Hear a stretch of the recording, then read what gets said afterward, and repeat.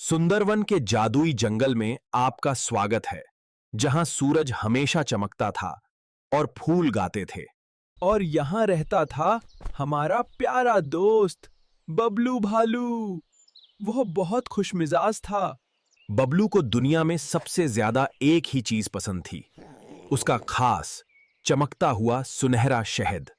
अरे नहीं, मेरा जादुई शहद कहाँ चला गया? किसी ने उसे चुरा लिया। लेकिन आज सुबह जब बबलू अपने शहद के बर्तन के पास गया तो वो हैरान रह गया। बर्तन खाली था। बबलू ने फैसला किया, मैं चुप नहीं बैठूंगा, मैं अपना शहद ढूंढकर ही रहूंगा। उसने अपना पीला मफलर ठीक किया और हिम्मत जुटाकर अपनी खोज पर निकल पड़ा। अरे वाह, चोर का सुराग मिल गया। बबलू उन बूंदों का पीछा करने लगा। जैसे ही बबलू बाहर निकला, उसे जमीन पर कुछ चिपचिपा दिखाई दिया। ये तो शहद की बूंदें थीं। रास्ता उसे जंगल के सबसे ऊंचे पेड़ की तरफ ले गया। तभी ऊपर से आवाज आई, खी खी खी। बबलू ने कहा, मिंकू, मेरा जादुई शहद चोरी हो गया है। क्या तुमने किसी को देखा? मिंकू ने सिर खुजलाया। मैंने सुबह सुबह 3 छोटी लोमड़ियों को फुसफुसाते हुए सुना था। वे चमकती गुफा के बारे में बात कर रही थीं। शहद जरूर वहीं होगा। चमकती गुफा? वो तो खतरनाक है। बबलू थोड़ा डर गया। चिंता मत करो बबलू, मैं तुम्हारे साथ हूँ। मिंकू कूदकर बबलू के कंधे पर बैठ गया। चलो। दोनों दोस्त चमकती गुफा की तरफ चल पड़े। रास्ता लंबा और मुश्किलों से भरा था। सबसे पहले उन्हें बकबक नदी पार करनी थी। नदी बहुत तेज बह रही थी और बहुत शोर कर रही थी। मिंकू ने एक तरकीब सोची। उसने देखा कि नदी के ऊपर कई मजबूत लताएं लटक रही हैं। यह मिंकू बंदर था, जंगल का सबसे शरारती लेकिन सबसे होशियार बंदर। बबलू, मुझे कसकर पकड़ लो, मिंकू ने कहा और एक लता पकड़कर नदी के ऊपर झूल गया। आगे उन्हें कांटेदार भूल भुलैया मिली। चारों तरफ नुकीले कांटे थे और रास्ता नहीं दिख रहा था। वे सुरक्षित दूसरे किनारे पर पहुंच गए। वाह, मजा आ गया, बबलू हंसा। बबलू बहुत बड़ा था, वो अंदर नहीं जा सकता था, लेकिन मिंकू छोटा और फुर्तीला था।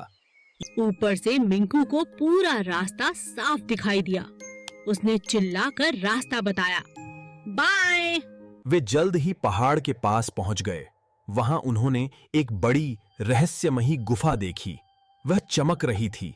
आखिरकार टीम वर्क की मदद से उन्होंने भूल भुलैया भी पार कर ली। गुफा के बाहर उन्हें फिर से शहद की बूंदें दिखीं। शहद जरूर अंदर ही है, बबलू ने फुसफुसाया। दोनों दोस्त हिम्मत जुटाकर धीरे धीरे गुफा के अंदर चले गए। अंदर बहुत अंधेरा था। अचानक उन्हें हंसने की आवाजें सुनाई दीं। हा हा हा, कितना स्वादिष्ट शहद है। उन्होंने कोने में देखा, वहां 3 छोटी लोमड़ियां बैठी थीं और वे बबलू का जादुई शहद खा रही थीं। बबलू को बहुत गुस्सा आया। वो जोर से दहाड़ा, चोरों, मेरा शहद वापस करो। बबलू अपने शहद के पास पहुंचा। शुक्र है, मेरा शहद सुरक्षित है। वो बहुत खुश हुआ। बबलू की दहाड़ सुनकर लोमड़ियां डर गईं। वे शहद का बर्तन छोड़कर भागने लगीं। तभी उन्हें गुफा के कोने से किसी के रोने की आवाज आई। यह एक लोमड़ी का बच्चा था जो पीछे छूट गया था।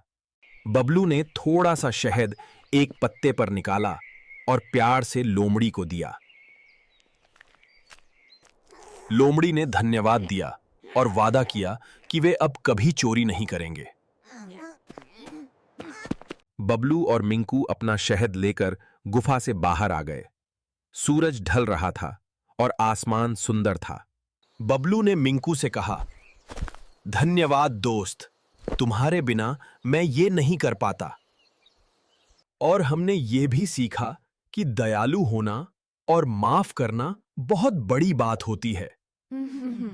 तो बच्चों, हमने इस रोमांचक सफर से क्या सीखा? हमने सीखा कि दोस्तों की मदद से हम किसी भी मुश्किल को पार कर सकते हैं। उस रात बबलू और मिंकू ने मिलकर स्वादिष्ट जादुई शहद का मजा लिया। शुभ रात्रि बच्चों, जल्द ही मिलते हैं एक नई कहानी के साथ।